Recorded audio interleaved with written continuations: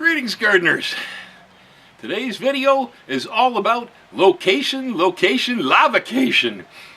I'm sure there are plenty of you out there who are wondering, is the green garden guy still alive in Hawaii? I've been watching the national news, and from the national news viewpoint, the island's a disaster. We're all dying. But I'm about 20 miles away from where all that activity is going on right now. And from where I'm sitting, if I didn't turn on the television set, I almost wouldn't know it was going on. Really, we're that peaceful here. The only notice I have, other than, civil defense alerts on the phones and all that stuff, is every once in a while the wind will kind of turn towards the south and I will smell sulfur. So there's a whiff now and then. Mostly it's been an east wind, so we're not really smelling it blowing away from us. But the one, though, that's even getting a little under my nerves, and it's the earthquakes. I lived in California for over 25 years and experienced at least some decent earthquakes, and, well, I never seen anything like this before. They're one after another.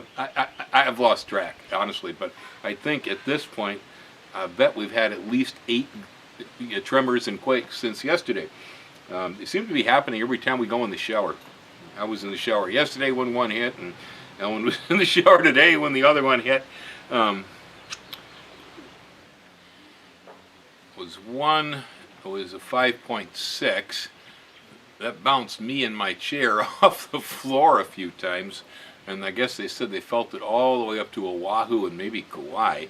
And it was the epicenter was about roughly 20 miles here to the southeast. Then there was one while I was cooking lunch, and that was a real mother. I ended up out of the house, standing in the yard, because I was afraid the roof would come down, and I watched my coffee and my bananas going like this in the field from the earthquake. I went, oh my goodness, I looked down. The earth was actually rolling in waves like water. I have never seen this. It's something to tell your grandchildren about. I wouldn't have missed it for the world. Since I survived it, and there was only minimal damage, a few jars fell out of the cabinets and stuff like that, it was no big deal. But to see the earth rolling, when I saw that, I got flat down on the ground. I laid there on my stomach because I didn't want to get knocked over, and the earth, you could still see it all around my body, even right here at Worm's Eye View. The earth's doing this stuff. It was pretty cool. It was pretty neat. But like I say, this is about location, lava. If you're a gardener and you're siting your garden, location is all important. If you're a Hawaiian gardener and you're siting your garden, location is all important.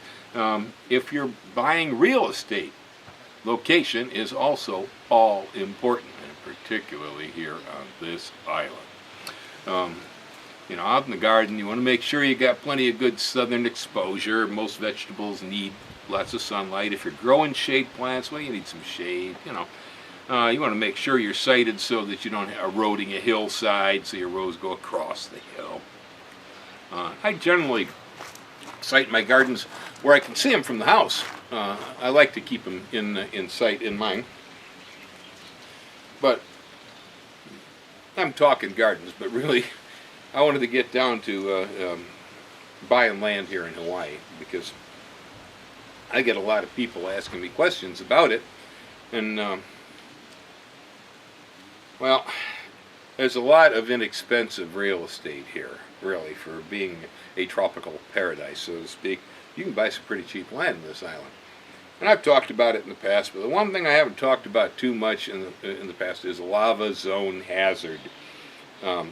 The island is very, very well mapped, and you can get this stuff off the internet.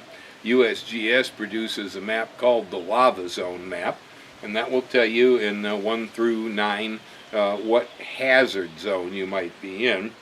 I would suggest to anybody looking here, find that map, look at it, and if the piece you're looking at falls in Lava Zone 1 or 2, well, if you're the kind of guy who can live with an eruption coming up in the middle of your fish pond at a moment's notice, well, hey, good, do it, but for most of us, running that risk is just totally nerve-wracking. Your insurance will also be real expensive if you do that.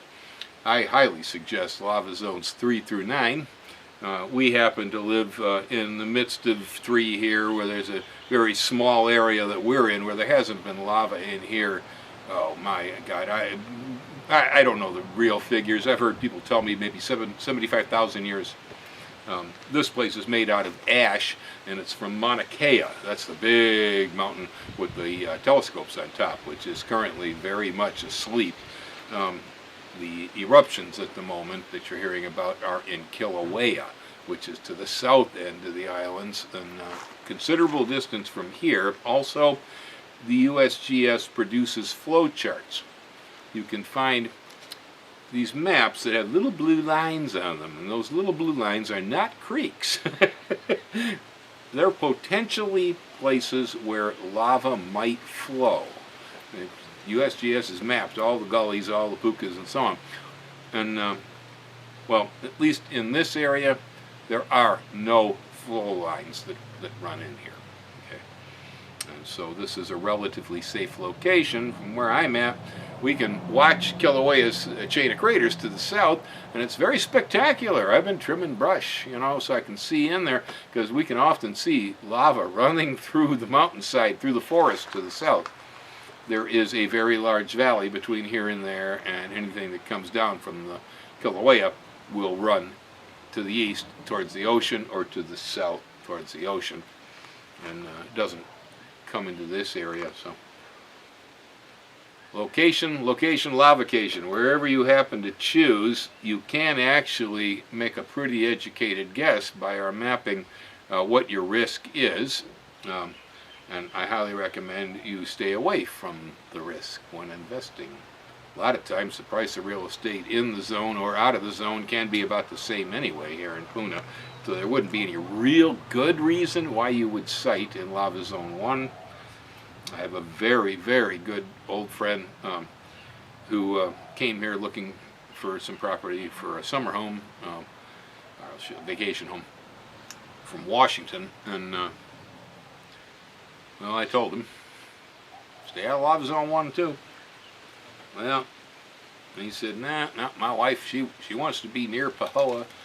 It's hip, they say, and she wants to be near the beach. So he bought right in the middle of Lava Zone 1. This morning, 2 houses down from his house, the street split wide open, and showers of lava came flowing up out of the street 2 houses away. So far, his house is still intact, as far as we know. It does run the risk of being burned to the ground before this is over. And that's actually a good thing if you live here, because there is no such thing as lava insurance. Only fire insurance. And if there's a lava flow and your house is surrounded by a field of lava, but the house doesn't burn, you don't collect. There have been guys here in the middle of lava flows like that went in and out for years with a dirt bike. One guy made a bundle doing a bed and breakfast on the edge of a live river of lava flowing from Pu'u. So, beware where you site, because my buddy's in panic. Well, we can't really do much for him. Everybody's been evacuated out of that area. The gases are tough. The fire is coming. So, if he's real lucky, when it stops, all the roosters will have run into the lava and died. There won't be any more cock-a-doodle-doo. All the cockroaches will be gone. The rats will disappear. The lousy neighbors across the street and next door might burn to the ground, leaving him then a beautiful open ocean view of a black lava field all the way out to the sea. But my buddy has that kind of volcano luck, because he built himself a beautiful custom home with an excellent view of Mount St. Helens in Washington a few weeks before the mountain blew up. So this is his second experience with volcanoes. Some guys got all the luck, you know. So again, it's all about location. And so if you're drawn towards the cheap real estate in Puna, you might want to stop in here right now and check out and see how that's working out for people, because lava's not like tornadoes, and it's not even like California earthquakes, you know, or a hurricane even, because most of the time these events are brief. Tornado comes into town, tears up half the town, leaves, you rebuild the town, maybe you don't see anything like this for another 50 years, who knows. Earthquake, same thing. Shakes San Francisco, knocks stuff down, but then maybe goes away for a long time. We forget all about it. In the meantime, they're short-lived things. The recovery can be kind of long. Ask Puerto Rico about a hurricane. But the event is not very big. With a lava flow, the event is like the 800-pound gorilla in the room, man. You can start a lava flow going, and it can just continue to flow for decades. And it can be inching slowly towards your property for 50 years. I mean, it's like that. It'll drive your nerves just out your head. Geologists are comparing this one to eruptions in 1955, when I believe 5 of the volcanoes down in Kilauea's southeastern ridge actually opened up and started ejecting magma. I mean, that's heavy duty. From the mountain and size of the earthquakes we're feeling here, something big's happening. This all occurred because all the lava lake in Pu'u'o'o suddenly drained and left a caldera like hole 250 feet deep. The lava had to go somewhere. And so it popped up in the middle of my buddy's subdivision, right in the middle of the road. They run the risk down there, actually, of that becoming the new Kilauea discharge. The old one at Pu'u'o'o has been running since 1983, almost non-stop. Since all that time, this flow has pretty much been going to the ocean. Every once in a while it heads to Pahoa or somewhere else, but mostly it runs to the ocean, and so it doesn't cause much trouble, really. It's a tourist attraction. And so if you happen to position yourself in an area where this is potential, you can drive your nerves crazy, because I mean, Pahoa went mad when the flow was coming towards town, inching along day after day, and it looked like it might burn the entire village down. Instead, it stopped at the edge of the transfer station, never harmed the transfer station, buried the Buddhist cemetery on Halloween of all times. I mean, wow, Pele's got a sense of humor, dude. And then it finally did burn down one guy's place there in town, where he had a bunch of junk cars and all his rusty iron and crap, came in and melted all of that, cleaned up the countryside pretty good, and stopped. I think the best part of the last flow in Pahoa was the Kentucky Fried Chicken. They had just opened up this new KFC in the shopping center. Now, I am no fan of KFC, okay? And anyway, the lava flow started heading towards the shopping center, and so they had to start moving things out of there, pumping the gas tanks out and everything. KFC pulled up stakes, chickened out, left town, and never came back. I thought that was pretty funny. So, location, lavacation. How you feel about lava? Hawaiian volcanoes are unique. And so for all my viewers who worry about Green Garden Guy over here on the island, I feel actually that Ellen and I are here partially because of having studied Hawaiian volcanoes in college geology, and having learned that the Hawaiian volcano is a unique critter on the face of this planet. There are no other volcanoes like the ones we have here in our backyard. The reason that is that most volcanoes are caused by subduction of tectonic plates, where one plate, like the Pacific plate, will move against the western shield in the United States, and the ocean plate goes down, and underneath it creates this tension and an upwelling of lava that creates shield volcanoes. And these volcanoes can explode with tremendous force when you get one earth crust going under another. That's a big deal. And so volcanoes like Mount St. Helens, Krakatoa, Vesuvius, these are all shield volcanoes. and they can be extremely dangerous. When they blow up, they can create huge ash falls, pyroclastic flows with superheated gas and dirt and rocks moving downhill, and stuff. Hawaiian volcanoes, I'm not going to say that these are kids' toys, but we're just out here in the middle of the Pacific Plate, right smack dab in the center, and for some reason that no one knows, there has always been a thin spot in the crust, right here under the Hawaiian Islands. That thin spot is what causes all these beautiful islands out here in the ocean. As the plate drifts slowly northwest, it takes Kauai up that way, Oahu goes that way, Maui goes that way, and we're getting a new one, Luihi, off the coast. Some of the earthquake activity is probably Luihi having fun forming. A hole is pretty much stationary as far as where it ejects lava, so it's always creating new islands out here. And the Hawaiian lava is high silica, very viscous, flows like water. Because it flows so easily, it does not back up in the volcanoes very much. And so it just kind of comes over the top, starts running, and runs like water to the ocean or to your town or wherever it's headed. But it's moving lava rather so much than these forceful, dramatic explosions that destroy the countryside. Most of the time around here, we have plenty of warning to get the kids and the dog in the microbus and boogie on out of the area to get out of town. Everybody in Leilani Estates where this is happening vacated. They had warnings. They went around, they knocked on everybody's door out there, sent civil defense and the cops out and said, get out of here.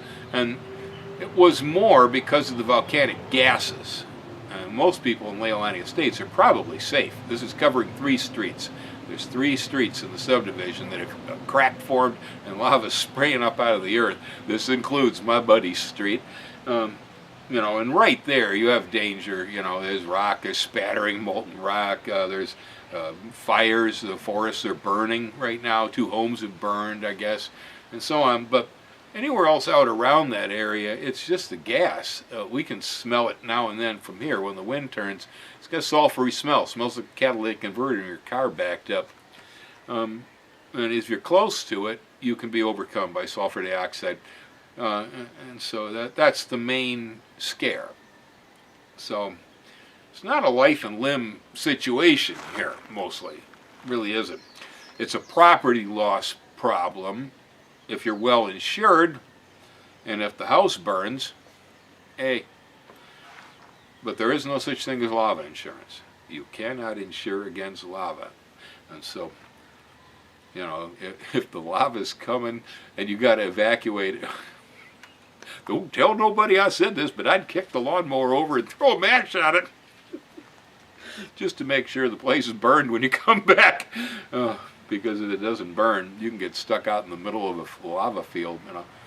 Anyway, so it's more of an economic issue and definitely an issue on the nerves. These things can drive you crazy if you live in zones 1 and 2. You never know what they're going to do. Nobody knows right now what this is going to do. Amount of shaking I felt today indicates we're still in for some pretty big stuff here. I suspect this could be ongoing for a while, but who knows? So it's all about location, location, location. And so if you're out there and you're thinking about investing in this island, moving here and so on, I guess first you got to kind of do some soul searching. How do you feel about living on an active volcano? I'm here and I'm grinning. This is great. It is. I love volcanoes. I'm friendly with the local one here. Like I said, we position so it's not really much of a hazard to us anyway. So for me, it's another scenic spectacle, just like the ocean, just like a river, like a waterfall, just like a lava flow. Pretty neat spectacle, actually, as long as you're not in danger by it. So, how do you feel, though? That's the important part. Chances are, if you're a geologist and you've studied this system, you probably aren't too worried about it. But most people assign the Hawaiian volcanoes to the same thing as the shield volcano, and so it terrifies them. You know, the other issue, of course, is can you put up with the uncertainty of what might happen? That can drive you nuts. So I highly recommend you position yourself if you're coming here in zones 3 through 9, where you won't have to worry about it much, or maybe you'll take the same attitude I have. It's a fabulous scenic spectacle. I feel sorry for the people who are suffering right now, because they are. A lot of people invested their whole life savings in their dream homes and built them down there. There's a lot of beautiful houses that may be destroyed by all this. So, on the other hand, there are other people who live here on the south shore near Kalapana, where the flows destroyed the land back in the 80s. There's a lot of folks that actually moved back in and on top of the lava flows. There's a couple of crops that grow okay out there. You can do noni, which is a health food type supplement plant. You can also do coconuts. They grow well on barren lava flows. And so there are people farming noni and coconuts. When you move back in on a lava flow, well, it's kind of lunar land. There's very few bugs. There ain't no mosquitoes. There's no mud out there. Rats are gone. There's no cockroaches. There's no roosters. There ain't no coqui frogs out on a lava flow. If you like peace and quiet, pretty good place to get one. So, you know, cheapest land on the island is on the flows. So, but for most of us, I think that's not our lifestyle. It's mostly people who live there, who got their places destroyed, who didn't want to leave, who came back. The lava flows also create great views and excellent air circulation. They remove every tree, every piece of brush, anything that might have been in your line of sight. So everybody here who lives on a lava flow has awesome views. You know, I guess there's pluses and minuses to it. Me, I like green stuff. So I've probably said before that, you know, everything you thought you knew about life on the mainland, for instance, it doesn't hardly apply here in Hawaii, because things are very different. And, you know, today's conditions, obviously, this is a different place, you know. You got molten rock coming up through the middle of the streets. You got high-tired neighborhoods being evacuated. We have the uncertainty of what is going to happen next. So it takes a special person. You have to have a special viewpoint on life.